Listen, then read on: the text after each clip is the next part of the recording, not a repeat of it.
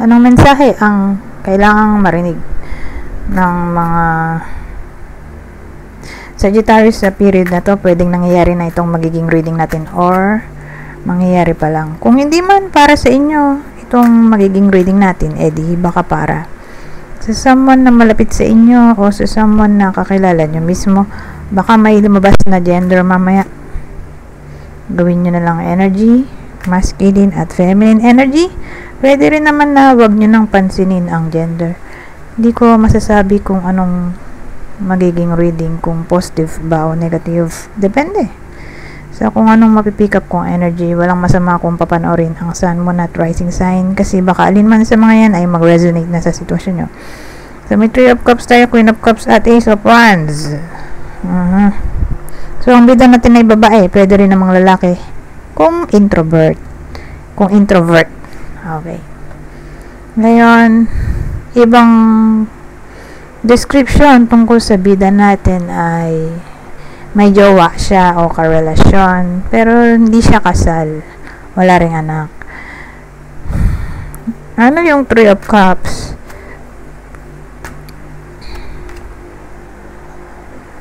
Three of cups.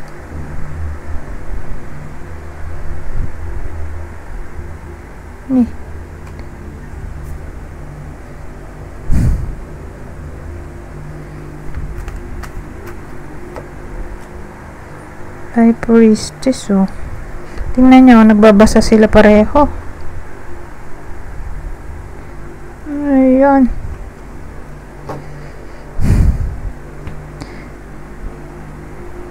So, more like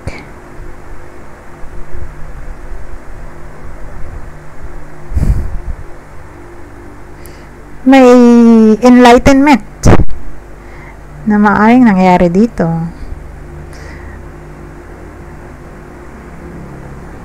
Or wisdom, truth na na-discover na nag-cause ng happiness.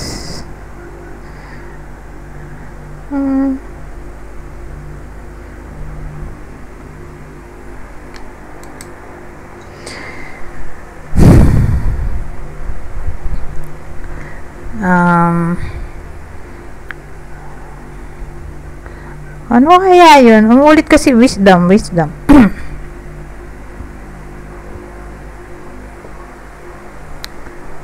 So, maganda siguro kung lagyan natin ng iba pang clue. Teka, asan yung isang deck ko? Eto, isa pang clue. So, pwede pang maiba yan, ha? Depende sa lalabas pa dito. Kasi ano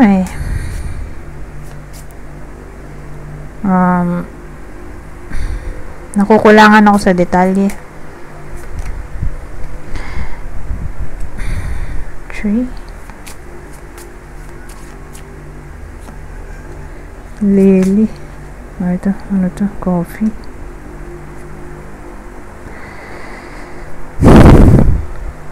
Pero may matanda doon.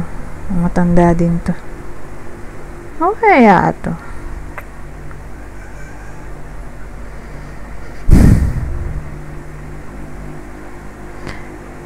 Kasi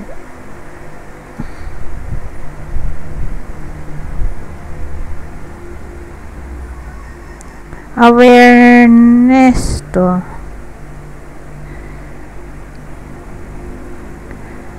Ito rin, awareness. Umuulit nga wisdom. Awareness. Well, ito, health. 3 lily coffee. Pang spiritual from the past. Maturity, peace.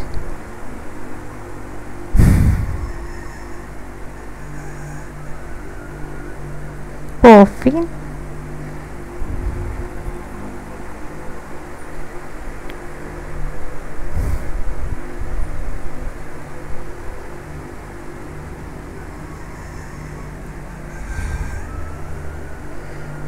Ano kaya to? Tapos ace of wands ang dulo. Dito may 3 of Cups. Para bang nagsaya.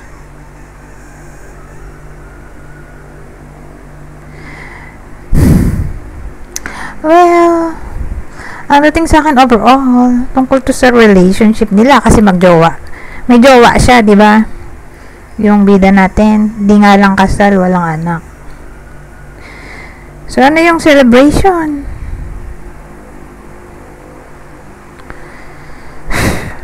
Ang tingin ko, may nangyayaring change, transformation, in a good way. So, paano yung in a good way?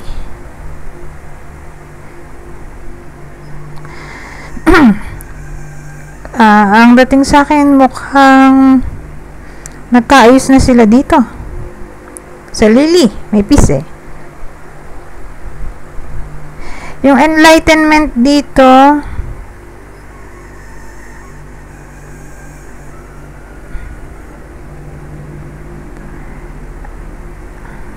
ay all about pag-resolve, tama ba? Resolve ng toxic behavior in a way na may someone na natauhan na wag gawin ang mali. So yan, parang na-resolve nga. So from the past daw eh, ibig sabihin matagal na tong ginagawa, like toxic behavior.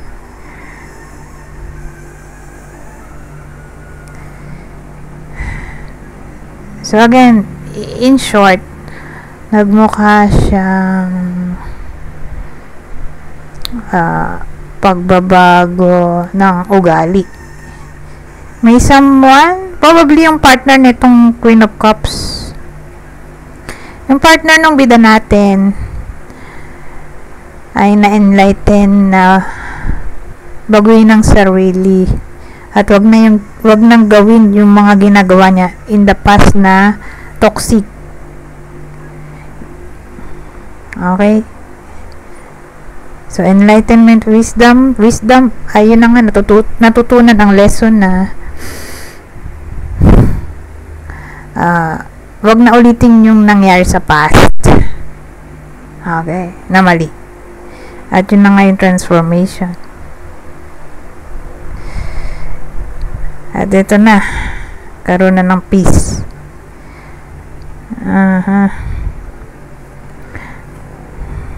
Sa mga tulo ko dun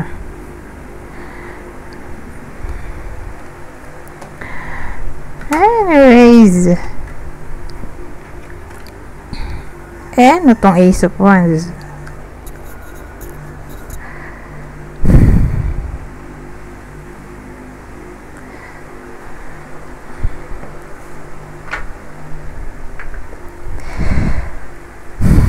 So, dito sa Ace of Wands natin, sabihin natin, yun yung action. New action or initiation of action na gagawin pa lang. Tingin ko gagawin pa lang to. Kasi Ace eh. Diba? Nasa beginning pa. Kumbaga, mangyayari pa lang siya. So, yung mga magagandang pinagsasabi ko kanina, mangyayari pa lang siya sa period na to. Or after ng period na to. Ano ba yung mga toxic behavior na ginagawa ng bida natin? Ng partner ng bida natin. Para may idea tayo kung para sa inyo ba itong reading o hindi. So again, kung ano man yung toxic behavior na nangyayari from past to present, ang potential outcome ay magte-take initiative na yung partner na baguhin ng sarili for the better, para magkaroon na sila pare-pareho ng peace of mind. So, ano yun?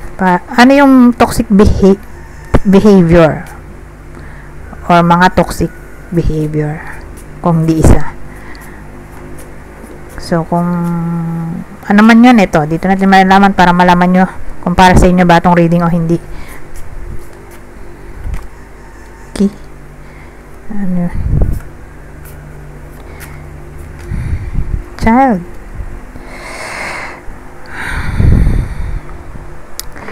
Well, overall, lapitin kasi ng tukso yung tao dito, may pagka-immature yung partner. Dahil nandito tong child, may pagka-playful. Ayun. Ayun pala. Kasi may kita tayo, masyadong open. Ayun. So pag ganong masyadong open, edi lapitin nga. Lapitin ng tukso or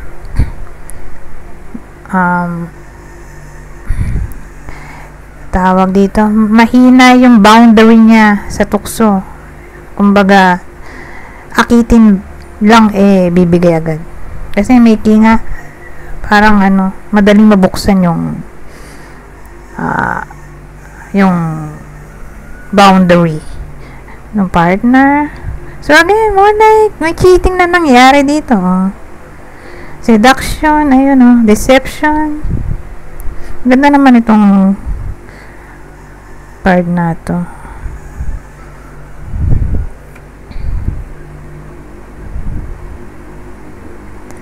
Kasi may mga kodigo. Yung iba dyan, alam ko na. Yung iba, hindi pa. So, dahil maraming mga words na hindi ko alam, kaya ako natuwa. Ito, tulad nito, fulfillment. Di ko alam na fulfillment din pala tong key. Ito, alam ko na talaga yan. Lacking answer. Ito, di ko alam. Destiny din pala to. Ito, openness solution. Alam ko na yung 4 na yan. 4. Ito, hindi ko alam. So, ang galing. Ang galing lang. Ito, alam ko na to lahat. Desire. Ito, hindi ko rin alam na desire din to. Pero alam ko na to lahat. Ito lang, di ko alam ang desire. But again, kung babalikan natin yung topic, yung main cause ng bad behavior or toxic behavior sa past na ginagawa pa rin hanggang sa present ay kundi cheating ay sinungaling, liar, flirt, kasi may seduction dito, or aggressiveness kasi snake, pwede rin siyang aggressiveness or lapitin ng trouble or alam niya sa sarili niya na mali, ginagawa niya pa rin, literal na toxic, or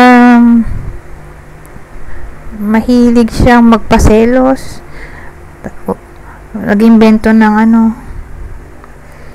ng someone else, wala naman, yung ganong dating magawa ng gulo, or baka nga meron talaga. So case to case basis, hindi nawawala ng iba.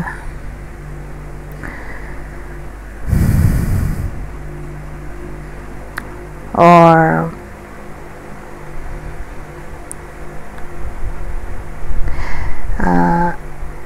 jealousy, diba? Jealousy, enviousness, pwede rin dito sa snake.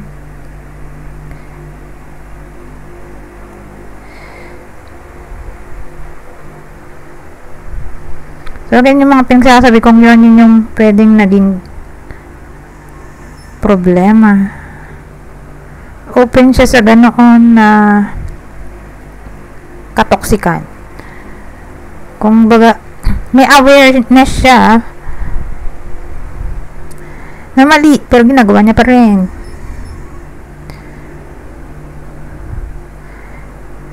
Ito nga, may pagka-immature kasi nga may child.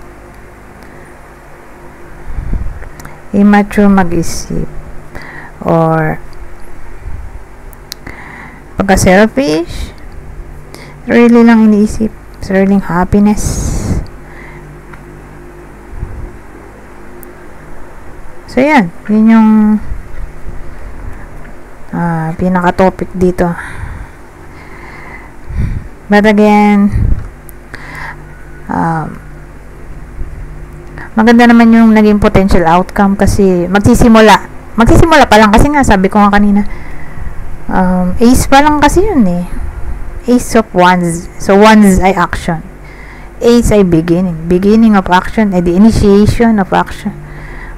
Mangyayari pa lang talaga. Starting pa lang. Mag-start pa lang. Umaksyon. So, ibig sabihin, sa period na to magkakaroon ng realization at pag-take ng action. So, kung di literal na mag-take ng action agad-agad ngayong period, at least magkaroon ng realization at yung potential ng pag-initiate ng action ay siguro after ng period na to. So, case-to-case basis. Anyways, maglagay tayo ng clue. Kasi, love reading pala to, no? So, pag may love reading, may kasama siya laging clue. Ito yung possible partner ng Sagittarius sa reading na to. Libra. Libra, Aquarius, Aries.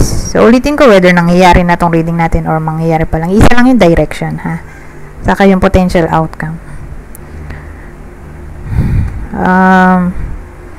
Kung di man para sa inyo yung reading, di ba ka para sa someone na malapit sa inyo, kakilala o idol, ito ang possible zodiac sa inyo, ha?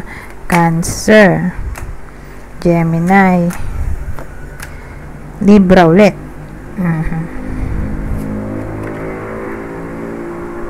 May isa pa tayong clue. Teka, ayusin ko lang to.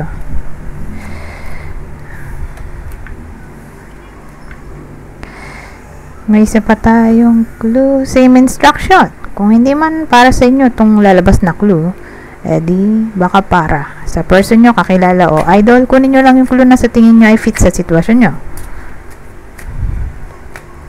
Lalaki. Lalaki. Siya siguro yung kulot ng buhok. O sobrang kulot. Coarse curly hair. Ganito na siguro buhok. So siguro yung lalaki ay ganito ang buhok. Pwede ring babae kung extrovert. Tapos ito, ganito ang buhok. Or yung third party. Ay. Lalaki eh. Kasi ang nangyari dito, third party, babae yung bida. Pwede rin nga palang lalaki kung introvert. So, regardless kung anong gender nung third party, pwede rin naman, siya yung kulot. Basta may someone na kulot ang buhok dito, sobrang kulot. O baka napapakulot. Animated eyes. So, magaling mag-makeup ng mata. Lumalaki, lumiliit. Or inborn na. Ganyan na talaga nung pinanganak. Malaki mata. Tantalizing eyes. Ito na nga sinabi ko kanina. May bad habits. Unhealthy habits. Toxic behavior. Na-clarify na natin to. Ano ba yung unhealthy habits? Ay prone sa cheating, lying.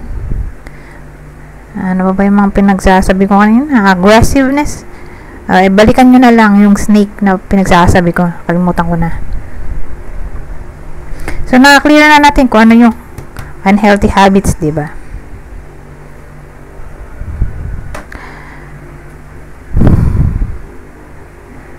Anyways.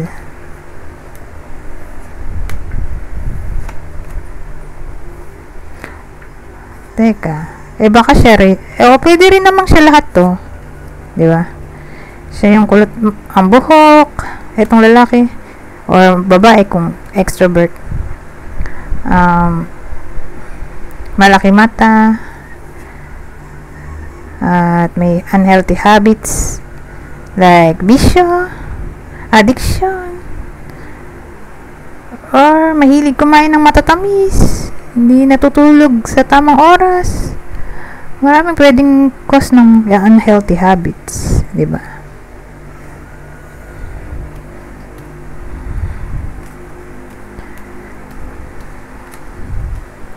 Anyways, dito tayo sa susunod. Ano pang masasabi nito?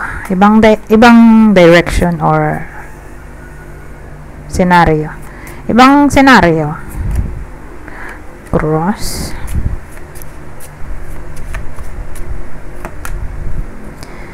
Moon.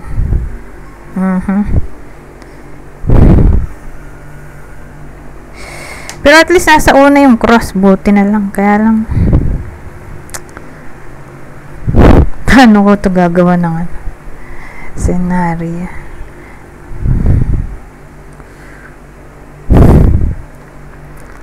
So may siya, negative at positive scenario. Magiging negative lang kapag hindi pa nangyayari, at positive kung nangyayari na. So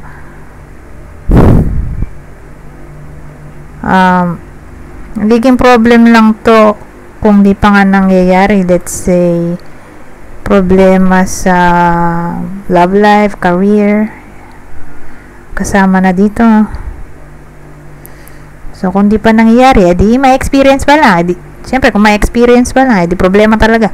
Ngayon kung nangyayari na yan, doon may improvement or transformation. So let's say nag-aaway yung magjowa. So dito more like magkakabati na kasi may someone na magsusuyo. Ngayon kung single, matagal ng panahong single, o regardless kung kailan siya single, kailan siya naging single, for some reason may something or someone na magpapa-inspire sa kanya. Kung di man literally crush, mamomotivate ba? May something or someone na magkukos para ma-motivate siya mag-work.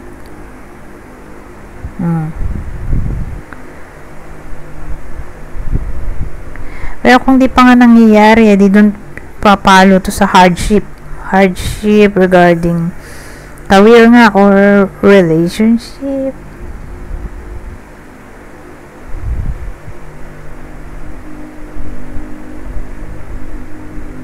Kahit nga religion, no, spirituality. Pero kung religion to kasi intuition or spirituality, intuition. So sabihin natin sa period na to ay magiging somewhat spiritual, o makakahiligan ng iba sa inyo ang topic ng spirituality, or ano ba yung sinabi ko kanina? Spirituality or religion. Sa spirituality, papasok din dyan yung divination, astrology, numerology, witchcraft, magic, psychic ability.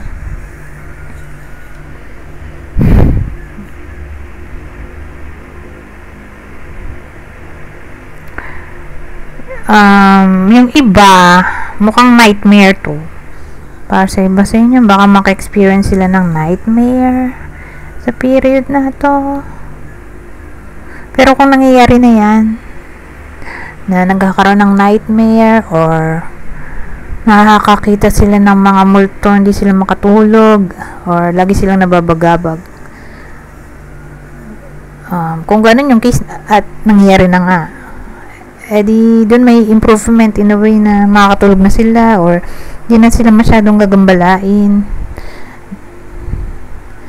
ng mga nakikita nila, kasi papasok din to sa psychic ability. So ito nga hardship sabi nga dito, burden, big problem, crisis, wala nakalagay dyan pero isa rin yun, crisis, pain, Suffering, misfortune, maraming meaning eh. Despair, saka trial.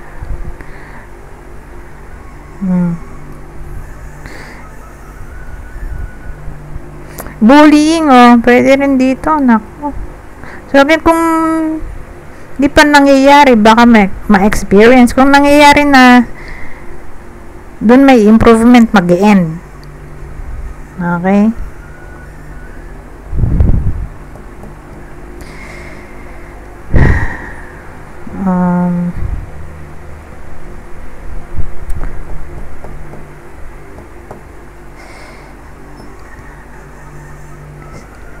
Ano pa?